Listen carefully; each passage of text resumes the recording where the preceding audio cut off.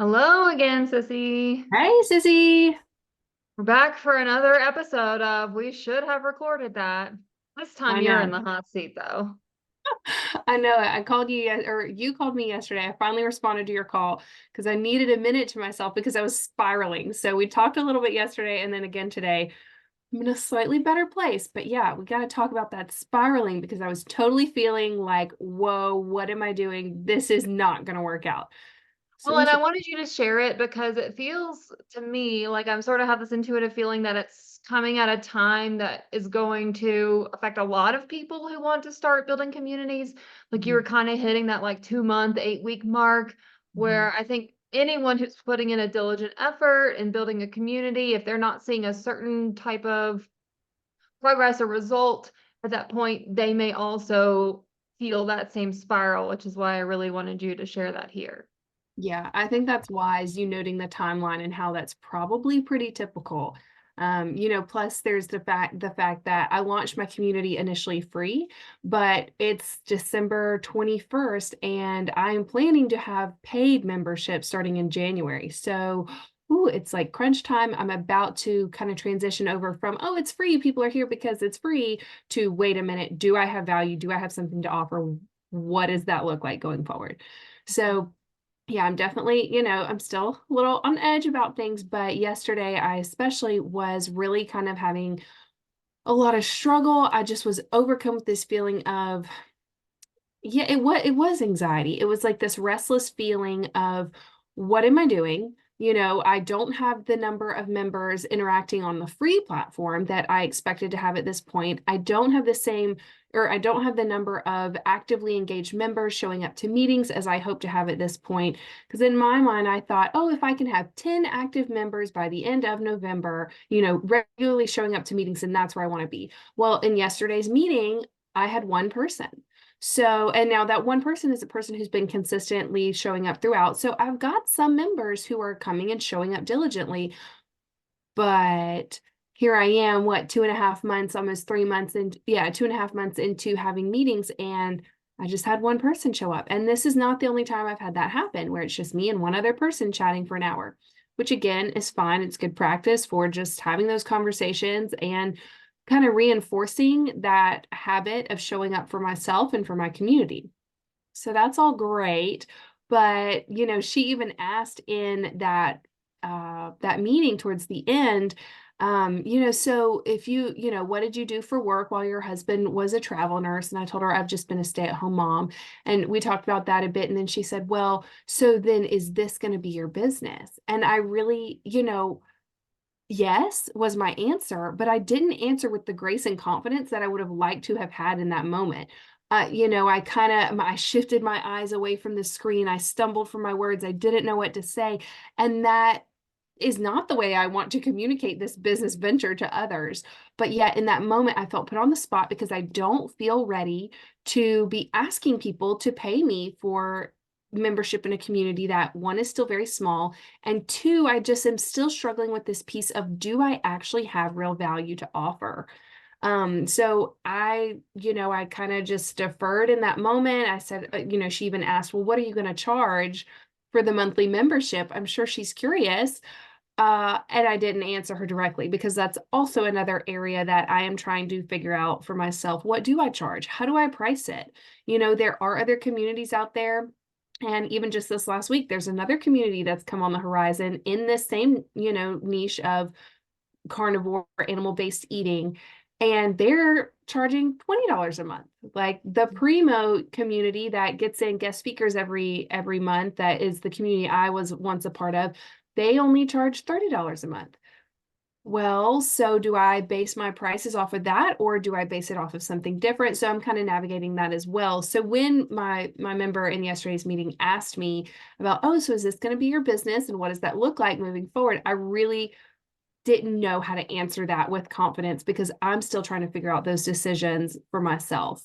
So yeah, I spiraled. I had some anxiety about it. I felt really incompetent. I felt like the timing is all off. What am I doing? I don't have the momentum that I need going into January to be asking people to pay for this community. And of course, when you look at my personal life, I've had 2 sick kids. Now they're out for school break, but even before that, they were probably only in school for half of the days that they could have been due to illness. So I haven't been able to do the work that I was hoping to get done this month in preparing for that transition to, a paid community. And so there's some stuff I need to do on the back end for the Mighty Networks platform, but there's also just the part of promoting and getting that information out there. So in both areas, I have not been able to give either of those the attention that I want to or was planning to for this month.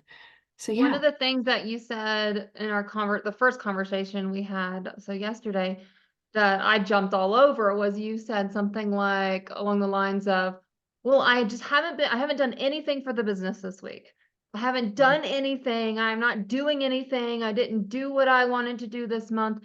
And I Mhm. stopped you because you are doing stuff for the business because you're running, was it 3 1 hour long meetings a week and you're still showing up for those. You had reached out to some members that had commented or RSVP'd but hadn't actually attended some meetings, and you Mhm. actually got some great results from reaching out individually, and some of those people even showed up at the very next meeting. Mhm. And so it was like this falsehood that you were telling yourself that I'm not doing anything, and it's like, yes, you are. Big time. Yeah, big time. And I'm glad you called me out on that. And, it's like, even because those things weren't the new things on my to-do list, I discounted them. It's like, oh, that's maintenance mode. That's stuff I've already figured out how to incorporate into, regular life, even when it's chaotic with sick kids or whatever. But I discount that stuff. I don't count it as ongoing efforts towards my business, but it is, you're right, there's still this other side, this other piece of me that's like, but it's not enough. You've got to do more. And that's where I kind of went down that rabbit hole of, oh, this isn't going to work out. What am I doing? And just full on panic mode. We had an interesting discussion too. Maybe you can help me remember exactly what wording we were using, but we were talking about how like this idea that you either can't claim or can't feel the value of the results if you don't think you've put in the prerequisite work. Do you remember when we were talking Yes. about that? Can you Yes. Okay. dig into So that a this, little bit? yeah, this is one of my self-limiting beliefs that I am really having to come up against as I get more and more into this business and this community development. So I have been raised to, or wherever this belief came from, I believe that your hard work is equal to the result that you get. We've been taught that if you don't work hard, you won't see results. If you don't sacrifice, if you don't do this, you won't get to where you want to go. But And if you don't get the result you want, it's your own fault because you yeah, didn't do enough or you did not because of anything external, very which is good the point. flip Early side of there. that coin. Yeah. Yes, absolutely. So I have bought into and sometimes still find myself slipping into buying into that mentality that I just if it doesn't show up for me, it's because I didn't do enough. Or if I don't put in the time, then there will not be any future result. I don't necessarily believe that, but I don't have a history of believing otherwise. So I'll just back up to say over towards, I don't know if it was the end of the summer or beginning of fall, but I started, devouring some resources on manifesting and believing that putting it out there into the universe that what you want to have happen, ask for it and you'll receive. And okay, that's like a really strange mindset for someone who's grown up the way I have with believing that you've got to work to achieve. Who am I to just ask for something and wait for it to be given to me? I do believe that that is the case. You listen to people who are powerful, who have made it into, the upper echelons of success, and there is something different about the way they think. So I've been trying to learn from that and tap into that, and also just trust that, putting the good high vibrations out into the universe will bring back that goodness to me. Sounds a little woo-woo and whatever, I'm okay with that. Like I can sound a little woo-woo at this point in my life. I'm good with that. But I don't have the set of lived experiences that back up that belief yet. I know it's coming. I know it's coming. I firmly believe that it's coming. You know, I have these things that I've manifested, and sometimes I talk in the present. Oh, I'm so grateful. I already have that, and I have this and that. Okay, well, I'll just leave that there. Girl, But stop. Look where you are. Oh my God. I mean, true. Like, honestly, the things that, I know so you feel like you did so much hard work to make this house thing happen, but it Mhm. also just presented itself on a platter, and there were so many things that could have happened to where this was not your house and not your situation. Very true. Yeah, I mean, my husband and I, we've put it out into the universe, not knowing that that's what we were doing, that we wanted to live in a paid off house somewhere in the mountains where we could have access to outdoors. That's exactly what we're doing. You know, we got our house at auction back in the spring and we renovated it and now we live in a paid off house. That's kind of unheard of. I mean, but we did it. And it's because we said that we wanted to do that for years and years, which in the end, you know, all of our actions kind of guide to bring us to this point. So whether you think it's the universe just gifting it to you on a silver platter, or this vision and goal for your life kind of continues to be met by your inspired action, however you want to look at it. But in some ways, I still, like you said, you know, you're like, girl, please, you have done that before. But in my own mind, I'm like, well, I worked hard. We made the sacrifices to earn the money to do this, to be la la la la. Yes, but that's not the full picture. Also, like you're saying, some of this just worked out really well. And we are so blessed and we recognize that all the time. So we have a hand in what happens in our life. But also, there's this other aspect where we don't, and we are kind of just going along with what is going to happen in the world. So back to how this relates to my own limiting belief that you have to work hard in order to get what you want. That's been a struggle of mine. And in feeling this last month, especially like I haven't been able to show up and do the work I want, I feel as if, yes, I've got a community that is happening. You know, those interactions are taking place, those connections are ongoing, but I don't feel like I can claim success of those because I haven't put in the work recently. I've put in a ton of work. Let's be clear, like getting this community up and going has been no cakewalk. It has taken a lot of grit and determination and fortitude. Granted, a lot of that came compressed during a time before the launch. You know, when I was getting things set up, when I was doing the e-course, when I was, I don't know, putting up together the YouTube videos and reaching out to folks and making connections with people, both in person and online. And that has all kind of snowballed to help bring me to where I am now. And even though that is absolutely phenomenal and I have this community, I still in some ways dismiss it because it's what, not big enough. It's not what I thought it would be. It looks different. I just don't feel good about myself. Oh, when I cry me a river. Like I need to just be okay with where I have gotten at this point because it's so much farther than where I ever expected to be when I initially sat down and wrote out my 5-year plan of what I wanted, you know, potential carnivore wellness to look like. Whoa, it's been compressed into just a few months worth of time. And yet I'm still feeling like it's not good enough or like it's not successful because I haven't worked hard. That's just like not true, categorically not true. But I still had those feelings. And I knew that they were feelings. And yesterday I even told Sissy, I was like, look, I'm just feeling them as feelings. You know, they're in my body and I understand that they're not real, but I still feel it. I know I'll feel better in a few days. I know this feeling of, you know, being insufficient, of not succeeding, this feeling of imminent future failure is going to pass. Didn't change the fact that I had to sit with it all day yesterday. Didn't change the fact that I went to bed like, oh God, what am I doing with my life? You know, I've led my husband and I down this road of believing that there's some possibility of hope for our financial stability in the future. And but it's all gonna fall flat on its face.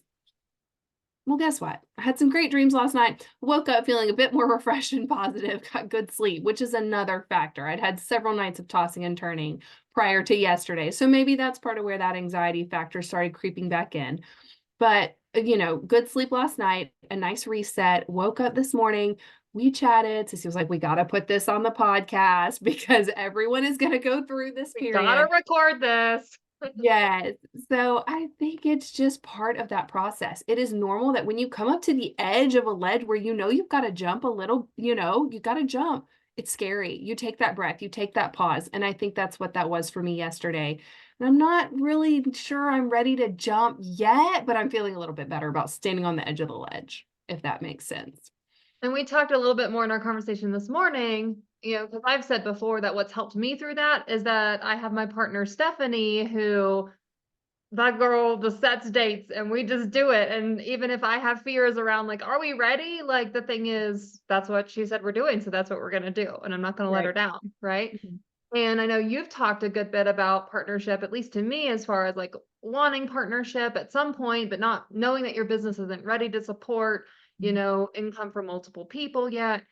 And I just reminded you this morning because, you felt like you weren't doing enough, that the universe is your partner. Like stuff is Mhm. happening behind the scenes. Mhm. You could, basically just maintain the current effort and people would eventually find you.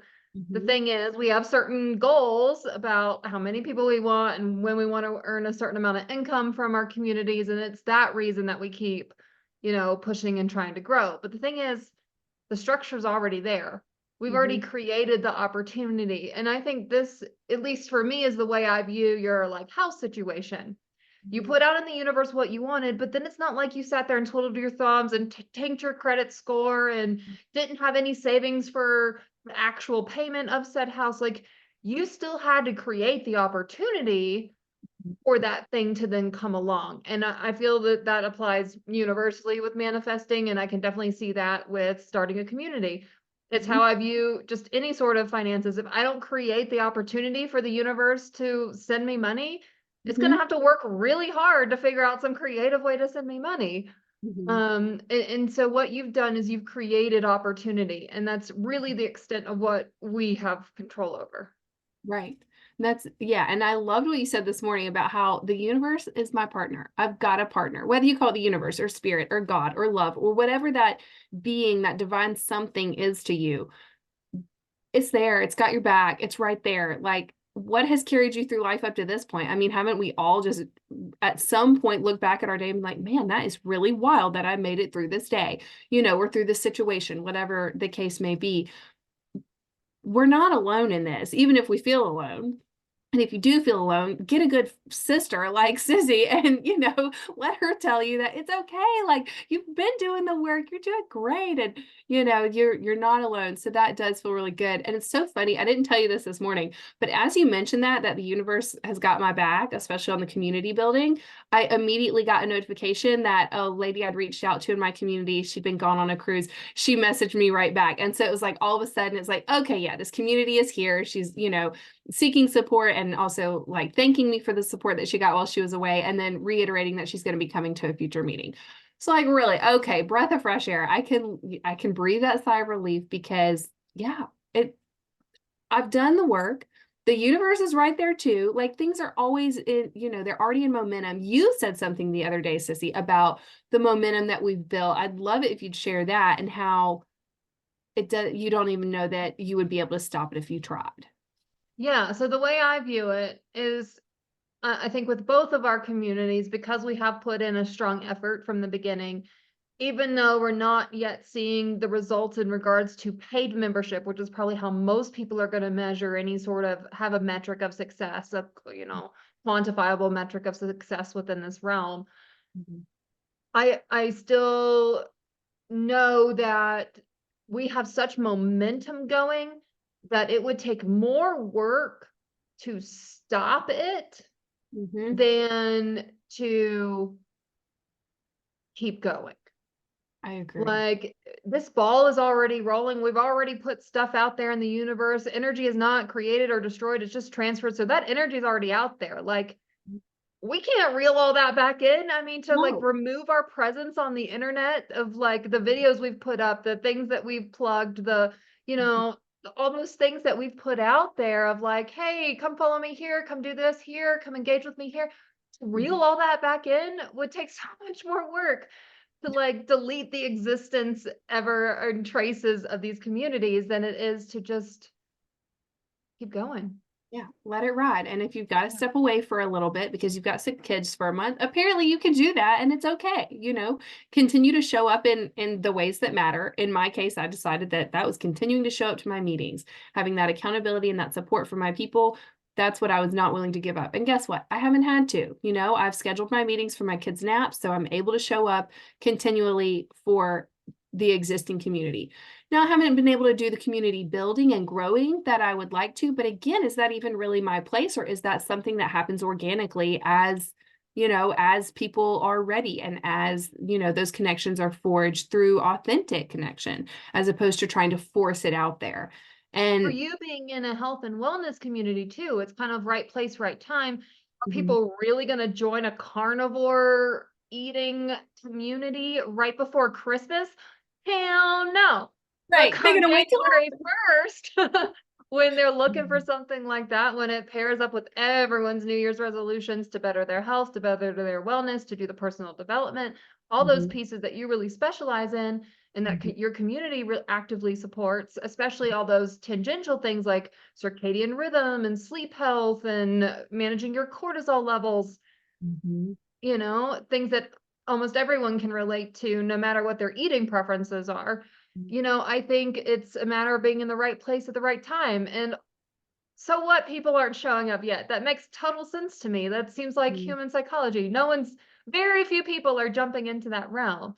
Right. The other piece that we chatted about yesterday too was, at least for me, a sense from the outside looking in that your community is really primed for newcomers, that you Mhm. really have a heart and a support system for those people who are just starting to get curious about an animal-based diet Mhm. and what that would look like, and helping them through the logistics of having potentially a different eating habit than the rest of their family and how to navigate that, what Mhm. kind of grocery store resources are available, and then all of that personal development that goes with making significant life changes.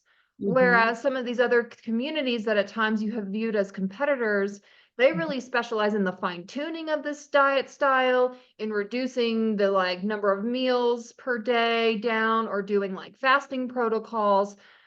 And they're geared more towards, the people who have been in it for a while, who have already accepted this as their lifestyle for, a period of time, Mhm. because you struggled with having the support as a newbie that you needed. And that's Mhm. what made you create this community in the first place. Mhm. So some of that lack of growth may actually be just a need to adjust to reach your target market. Right. Yeah, I agree. And I think that's one of the things that I am going to probably explore more. I mean, I have to explore more fully over the next year is really figuring out who my ideal person is, who's my ideal member, and how do I connect with them where they are and then bring them in.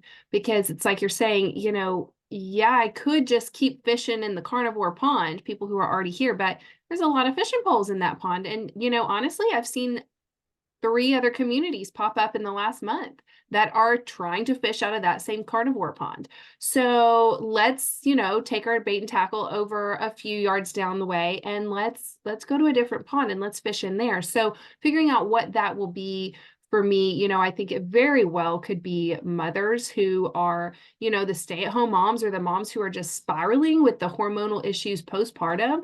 I know that's where I was when I was at my lowest point, trying to figure out how am I going to claw my way back out of this place that I found myself in life, with early motherhood coupled with that hormonal dysregulation that led to the postpartum anxiety and depression and self-identity piece that really needed a lot of attention. So maybe that's where I need to be casting my nets, or perhaps it's, like you're saying, Sissy, with the, the newcomers, those who are interested. There's Keto definitely pond, people who have done keto, but they've right. flatlined, they've plateaued, or they still have some other issues, or they have trouble sticking to it for whatever reason. Those are people that have already shown a willingness to have a more restrictive diet, and that are more focused on making those like underlying health adjustments. And Mhm. so those seem like people that are already primed to take those steps and open to taking those steps. Can't Mhm. imagine like a freshly postpartum mom, even if she's struggling, wanting to do any of that. Although you have some other resources that would be, immediately beneficial to those people, as Mhm. long as they could come into the community and feel accepted, that like they didn't have to do the other stuff at any point unless they were ready to do that. Right, right. I totally agree. I think that's so wise, just you pointing that out. And, even as you're talking, I was thinking like, in addition to the new moms, there's also, um, oh God, I lost my thought. Never mind. It'll come back to me. But Okay. yeah, like you're saying, there's just so many other places that you can look for people other than necessarily that first like knee jerk, oh, this is where I need to get my people from. Menopausal women are going to have hormone struggles, and they are also going to see, because of the side effects of all those hormone shifts, the weight gains they may not be familiar with. Mhm, It requires a big adjustment in your life. mhm, So you may find some of those within the keto community, or they may still be outside of the keto community, but that would be another pool of mhm, people that I would suspect would be more motivated to make these kind of life changes. They may mhm, also have more of the time and resources to make these bigger adjustments versus a new mom. mhm, So I think that would still play to your wheelhouse mhm. and be another group that would feel welcomed in your community. I agree. I think you're right. Definitely any of the women who are experiencing hormonal disruption, because I mean, it's a big piece. It's so misunderstood, but I think you're right that that really would, and that's honestly where a lot of my current members are. They're in that postmenopausal stage because I think they're finally at that point in life where they're ready for something different. What they've been doing has not been working for long enough that they know they need something different. So, like you're saying, there's that caveat of they're willing to make substantial lifestyle changes. And then I remembered who my other group was, and I think this could be a helpful little nugget for folks is another group could be those who are recently sober, who are choosing to not use alcohol. I used to use alcohol as a crutch daily. Like we're talking beers on beers on beers all day long, and especially at the end of a hard day, because what else was there? I just wanted that sweet escape just to numb out a little bit, just like find that kind of chill space that I couldn't get to in my body otherwise. So, again, all of these things are things that play to my personal experience, my personal journey. They talk about when you're trying to build a brand that you need to build a story brand. Like your story is what brings people in and allows people to connect to you. It's not just the product you're selling or, the group you're promoting, but what is it in you that people can see in themselves? And that's what kind of brings them in and draws in that connection. So yeah, it's great just even talking about this. It's like, yeah, I've got my most recent thing in life, which is carnivore, but let's think about the pieces Mhm. before that, the keto, and before that, the motherhood, and before that, sobriety, and even just being willing to stop drinking. Your sobriety journey started several months before mine, and I was still at that point where like, nope, I'm good. I don't want to touch sobriety. I'm going to keep my alcohol. I'm going to keep moderating it, fooling myself that I could moderate. But in the end, that those points of struggle are exactly the places where I can then go and find people who will resonate with my story and come in. So thank you for Right. this discussion. That's huge for helping me.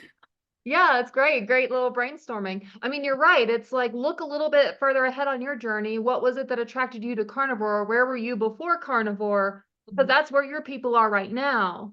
Yeah. It's like just because you're in this current state, you weren't always in this place. Where were you a year and a half ago? Where were you 2 years ago? Where were you 3 years ago? Go to those places because you were there back then Mhm. and you are here now. So there are probably other people who are there right now who want to be where you are. Right, right. I think that's really wise. That's good insight. Thank you. Love that. Yeah, that's perfect. Um, yeah, so I guess kind of all in all, I'm just at that place where I'm coming back out of that fear of failure, fear that, this won't turn into something successful, and stepping back into that confidence that, the universe has got my back. I've put in the work that I need to do. I've laid the groundwork. I've created the avenue for things to then come into my life that will continue to support what it is I hope to see in the development of this community, and just trusting that that's going to work out and being patient. That is going to be the number one thing, is staying patient and consistent throughout that time. Continuing to show up for my meetings is huge, continuing to try new social medias to reach out and connect with folks, and then taking advantage of any opportunity that comes along for any other kind of self-promotion, like YouTube interviews with others or, other meetups with folks in my field. That would be helpful as well. But really, it's going to take patience and consistency and being okay with that. And one of the things that I know you experienced within the last like 24 hours was sort of a renewed focus on why you're even doing this. Mhm. Yeah. Yeah. I mean, ultimately, I want to help others. I want to help people move out of those darker places where I've been, but I also really need to find a way to support my family financially. And the way to do that is to grow a business that is supportive of my role as a stay-at-home mom. At no point do I get to tap out of being a stay-at-home mom. If I could have, I would have long ago. That's not an option on the table. So I have to continue to show up for my kids, for my family, for my household, and managing everything that that entails. If you're a mom in any capacity, you get what that means. It is all encompassing, on call all the time, no breaks, laughable when someone suggests otherwise. And in building this business, it may grow slower than it would if I didn't have children. In fact, I can almost guarantee it. But I've got my kids and they come first. And so in this last month where I've had to take more time for caring for them, for being there with them, sometimes it's just sitting on the couch doing snuggles, like nothing else is taking place, but I can't be in the office doing work. I need to have my mind present with them. And that is really important to me in making sure that I grow a business that continues to support me in that role as a mother and a household manager. And, also, I really would like to alleviate my husband's burden of providing for us. We've been very blessed to be able to survive and get by on a one-income household, mostly because for the vast majority of our time as a one-income household, he was travel nursing. So we were putting in the sacrifice of moving around, not having that stability, not having our own home and creature comforts in order to make a much higher paycheck than he would have otherwise in his nursing career. So, but I mean, that has been years and years of him having to work a lot. And we are still at a point where he has to spend more time out of the home than is really desired for either of us. It's not optimal because his mental health, his energy, his, emotional output is going outside of the home rather than fulfilling him in his own endeavors. And then in turn, coming back and spending that time loving on us and allowing us to all connect as a family. So we're continuing to get by, but we are still in that phase of getting by. And I'm really ready to move out of that and into a place where we all have fulfilling work, where we can go and do our work for a bit, and then we can come back together as a family and connect and enjoy those relationships and build those relationships in the quality ways that really are most fulfilling. So yes, I want to help others because I want them to have the ability to go out in the world and make change and live fulfilling lives for themselves, because I know in myself that's what I need. I need to be able to find a way to be productive, to use my own strengths and abilities and higher purpose to bring in income for our family so that we ultimately get that quality time we need. And I know you've expressed too the gratitude you feel in being able to still be that stay-at-home primary caregiver while these kids have been sick and everything, and have this growing business that you have set up in such a way that you can sustain at least the current pace. Mhm. You can sustain attending these meetings, showing up, even if you do have sick kids at home. You've Mhm. created that structure for yourself, and you are sticking to that despite those kind of other expenses, costs on your time, Mhm. right? And you've still been able to maintain that pacing that you've established for yourself. So it's, Mhm. yeah, no surprise you haven't been able to put more into it, but also an immense sense of gratitude that you s- you haven't had to stop it. You haven't had Right. to cancel meetings. You haven't had to, tell the kids, sorry, go play over here, sit in front of the tablet while I go do this or I do that. Right. You've been able to build in such a way that you get to still do everything that you really feel in your core like you need to do. And I Mhm. think that's great. Mhm. And you're absolutely right. And I think that's why this business model of creating a community around something that you are already kind of doing anyways is a really good one, because you've got to maintain that sense of balance in your life. There are so many people who make it to the top, they're successful, and you listen to them on interviews and they talk about how they were just grinding for the first 2, 3 years and they're putting in 60, 80-hour work weeks. That's not an option for me as a stay-at-home mom. That's not an option. I do not have that time to give. So, albeit I might have slower growth and I expect to have slower growth, but I also can trust that the growth that does occur will occur in a way that is sustainable for my ability to show up and sustainable for my family's ability, needs on my own time. And that I will have that work-life balance because it is naturally built into the way that this business can grow. And And, you mentioned those high earners. I've heard numerous interviews where those same people talk about how hard it was then, a couple years in, once they had built their business, to then start saying no, to Mhm. reach a point where they had enough, or that they had disassociated enough that idea of that effort equals results, Mhm. to the point that they could trust that they could say no and it wouldn't totally cause their business to take a downturn. Mhm. By going into these endeavors with a little bit more belief and faith that, there's an element of this that's happening, beyond the behind the scenes, outside of our immediate control, Mhm. I think we're kind of priming ourselves to not fall into those same pits down the road because we're addressing them now. Right. Yeah, you're spot on. Mhm. Yeah, it's been an interesting week for sure for you. I know it's been a bit of a roller coaster, but like we said at the beginning, I anticipate that I'm going to be there. It'll be interesting to see, what the timeline is. I'm sure we'll record a podcast.